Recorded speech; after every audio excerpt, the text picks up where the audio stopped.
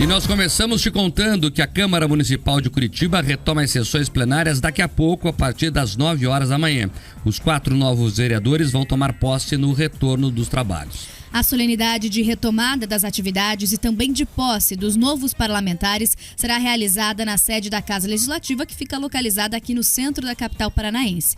Vai contar com a presença do prefeito em exercício, Eduardo Pimentel, do PSD, além de secretários municipais. A cerimônia será comandada pelo presidente da Câmara, Marcelo Facnello, do PSC, que nos últimos dias assinou a convocação dos vereadores que vão assumir as vagas deixadas pelos políticos eleitos para a Assembleia Legislativa e também para a Câmara Federal.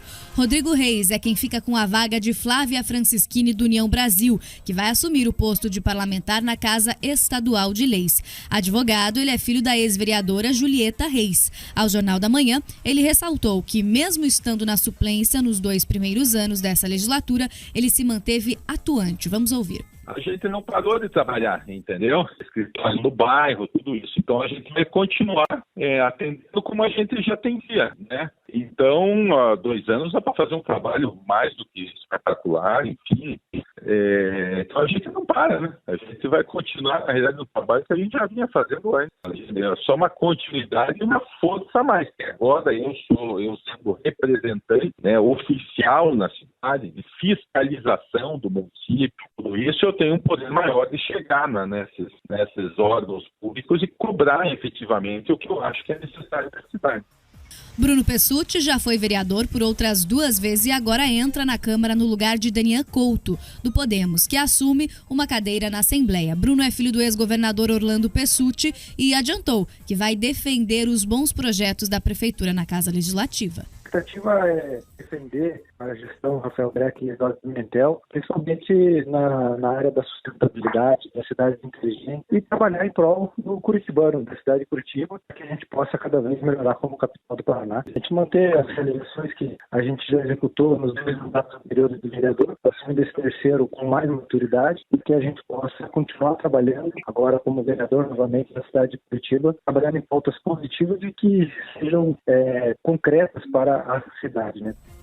Quem ocupa a cadeira de Carol D'Artora, do PT, que vai estar representando o Estado em Brasília, é o ex-deputado Ângelo Vagnoni. Velho conhecido na política paranaense, ele é o atual presidente do PT em Curitiba e já foi vereador entre 1989 e 94. E para o lugar de Renato Freitas, do PT, que foi eleito deputado estadual, quem foi chamada é a fotojornalista Georgia Prates. Ela concorreu nas eleições com o nome de urna Mandata Coletiva, ao lado da líder comunitária Andréia Lima, ficando na terceira suplência do partido. A produção do Jornal da Manhã entrou em contato com os 2 parlamentares do PT para saber das expectativas para esses anos de mandato e também sobre as principais pautas que eles pretendem defender na Câmara. Porém, ainda não houve retorno sobre os pedidos, Mark. Sobre os 2 petistas, nós já imaginamos que eles vão defender na Câmara. É o governo Lula, que é a pauta única do PT. Mas vamos lá. Primeiro, dos 4 novos, vamos colocar umas aspas nesses novos, porque 3 já são conhecidos, o eleitor curitibano, 2 já foram vereadores, retornam agora à Câmara, Ângelo Vagnoni do PT e Bruno Pessutti do Podemos. O Bruno Pessutti é um quadro do partido, ele fez um bom mandato lá atrás, é uma pessoa que discute a cidade de verdade, né? Esperamos aqui um bom mandato. O Ângelo Vagnoni já foi quase prefeito de Curitiba, né? Bateu na trave lá aquela vez com o Castaniguchi, né? E é um quadro histórico do PT no Paraná, salvo engano é presidente do PT municipal, é isso, né, Pedroso? Então ele é uma pessoa ideológica que vai defender o partido dele, essa é a atuação que esperamos. O Beto Reis, na verdade, ele é filho da Julieta Reis, o Rodrigo Reis, perdão, Beto é o irmão. O Rodrigo Reis é filho da Julieta Reis, que também é uma vereadora com uma longa passagem pela Câmara, se elegeu ali no sobrenome da mãe, e a única nova de verdade é a Georgia Prates. Eu estou curioso para saber como é que ela vai se comportar ali entre os vereadores. Agora, outro ponto que eu quero dizer aqui é que os 4 vereadores que estão entrando, junto com os que já estão lá, precisam recuperar a credibilidade da Câmara de Curitiba, que não anda muito boa.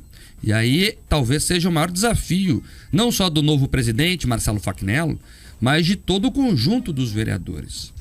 Vamos lembrar aqui rapidamente que a cidade não encontra representação na Câmara. É só você conversar com qualquer pessoa. Fala com Uber, fala com um professor, fala com um médico, fala com um policial se ele está satisfeito com a representação que tem a Câmara de Curitiba. Ele vai se queixar. E eu converso o tempo todo com pessoas. A Manu também, o Pedroso também. A gente fica girando pela cidade, somos comunicadores. As pessoas nos procuram para falar suas angústias. Até porque jornalista, né, Manu, é meio psicólogo. Você é jornalista, a pessoa vem e já vai contar, na minha rua tem um problema, eu preciso da tua ajuda para isso. Então a gente escuta muita gente e eu só escuto reclamação. E a crítica aqui não é para desmerecer ou diminuir a Câmara, não. É como um alerta. Olha, peguem para vocês essa missão, que é nobre, de representar os curitibanos e a respeitem e a resolvam. Olha o que aconteceu ano passado, gente. A Câmara não conseguiu afastar um de seus por incompetência jurídica, Pedroso. Tem que ser dito isso aqui. Tem que ser dito isso aqui. O que aconteceu no caso Renato Freitas, boa parte foi por incompetência do Departamento Jurídico da Câmara de Curitiba, que não calculou prazo direito. Relembremos aqui. Não calcularam prazo aos direitos. Aí entraram uma polêmica que não era necessária. A gente sempre brinca no direito o seguinte, ó. Prazo é prazo. Você pode discutir prazo? Até pode, mas é difícil. Então, faz antes. Adianta. Para não ter essa discussão, não fizeram. Não fizeram, não sei se por incompetência ou por alguém achou que seria melhor assim, sei lá. Então, os projetos lá, dia do Fusca, dia não sei do que, nome de rua, homenagem. Então, tá na hora de Curitiba ter uma Câmara que represente a melhor. A crítica aqui não é nenhum vereador específico, ao conjunto da obra. Vocês podem, tem metade do mandato agora, para entregar um bom serviço para Curitiba. O serviço entregue até aqui não está bom. E para terminar, tem vereador, por exemplo, dizendo que quer tirar as identificações dos carros. Vergonha. Vergonha. Vocês vão piorar a imagem da Câmara.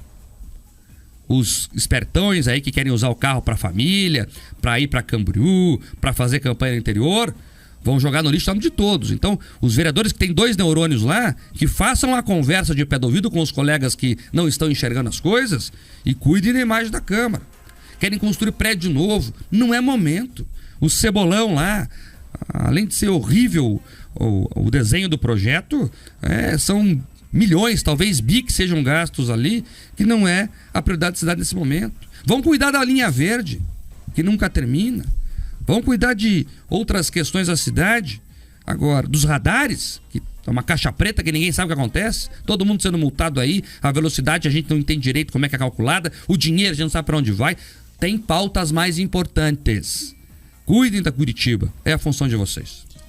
Olha, todo momento de renovação, é por isso que a gente celebra ali o ano novo, o aniversário. São momentos simbólicos em que você traz uma reflexão e você enxerga uma oportunidade de renovação, Marco. Você se propõe ações novas, valores novos. Você pensa, olha, esse ano vai ser diferente. Para a Câmara de Vereadores, o início de uma nova legislatura pode servir com esse propósito. Então, esse alerta que você faz quanto a recuperar, a melhorar a imagem da Câmara, ela é fundamental, porque os eleitores, eles olham ali e tentam entender quais são as pautas, quais são as prioridades, para que lado de fato a Câmara está virada. Se ela está virada para fora, para os anseios das pessoas, ou se ela está virada para dentro, Mark, para os interesses corporativos, os pequenos interesses ali do corpo dos próprios vereadores. Então esse é um momento importante. E esse é um grande desafio do conjunto dos vereadores, mas sim do presidente Fachinello. Ele vai encontrar ali, no chão da casa, um conjunto de vereadores, 4 vereadores, que não participaram da sua eleição, que não estiveram envolvidos ali no seu processo, então que talvez enxerguem nele uma representação mais frágil, não tem um compromisso ali com a gestão, não foram contemplados talvez como gostariam, caso já estivessem ali exercendo o mandato. Então ele vai ter um grande desafio de levar à frente e decidir os rumos da Câmara. Se ele vai conseguir cumprir os acordos que fez para ser eleito, se ele vai conseguir dar a celeridade para alguns projetos e outros, ou seja, ele vai se equilibrar em uma série de interesses. Então assim, você tem normalmente aquela vontade de concorrer na eleição para presidente, as pessoas querem representar a casa, mas agora é o momento dele mostrar de fato a que veio e consequentemente algumas algumas expectativas serão frustradas. Então é um desafio muito grande para ele, justamente nesse primeiro mandato. Então tem vereadores que já estão insatisfeitos, já começaram a reclamar, outros estão aguardando de fato se, por exemplo, essa situação dos carros será pautada, se outros benefícios serão contemplados, o que vai acontecer. Então, é uma oportunidade de a Câmara olhar para a cidade, não para si mesmo, mas olhar para a cidade e começar a entregar. Sobre a qualidade dos vereadores, eu fico temerário, bastante temerário, porque olha, melhorou a representação ali quando a gente olha para o Vanhone, porque é muito difícil que ele consiga ser pior do que o Renato Freitas, muito difícil. Tá? Olha o Bruno Pessutti, uma pessoa extremamente qualificada. Rodrigo Reis, a gente vai ter que descobrir se ele vai ser aquele, né, o bolsonarista em cima do caminhão de som, ou se ele vai ter o atendimento ao comércio que a mãe dele fazia, se ele vai conseguir desvincular as coisas. E agora, o mandato coletiva das pretas, para mim é uma grande incógnita, porque ele já terminou antes de começar, Mark. Elas já racharam antes de estar ali iniciando. Então, Curitiba, que poderia ter esse experimento político peculiar, né, uma jabuticaba praticamente, agora a gente não vai vivenciar isso. Quero saber como os eleitores ali vão lidar com isso. Ou seja, a Câmara de Vereadores precisa escolher quais pautas vai aderir, porque senão o nome dela não sairá da lama. E os curitibanos vão continuar perguntando por que a gente paga tão caro e cada vez mais caro para uma Câmara que entrega tão pouco. E, Pedroso, você trouxe uma questão importante. Veja, alguns chamam Curitiba de racista. Eu não duvido que existam racistas em Curitiba, eles têm que ser, inclusive, identificados e punidos. Agora, querem colocar para a cidade essa pecha. É importante falar o seguinte: nós tivemos aqui o Renato Freitas como vereador, agora temos uma mandata coletiva das pretas, então é importante falar que a cidade não é racista no seu conjunto.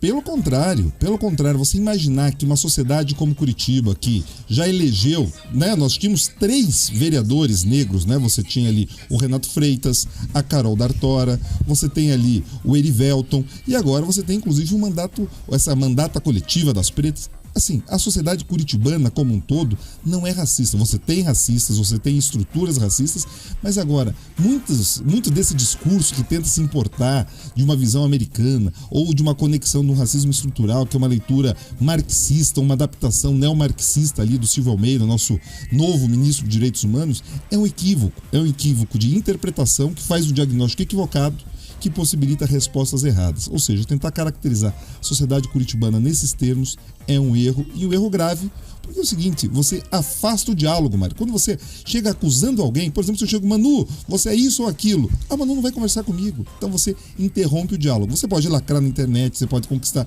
ali votos de um pessoal que acha bonito uma coisa ou outra, mas na prática não tem nada a ver. E digo mais, hein? Eu tenho olhado e analisado os votos desses vereadores que foram eleitos com, né, dizendo representar os negros.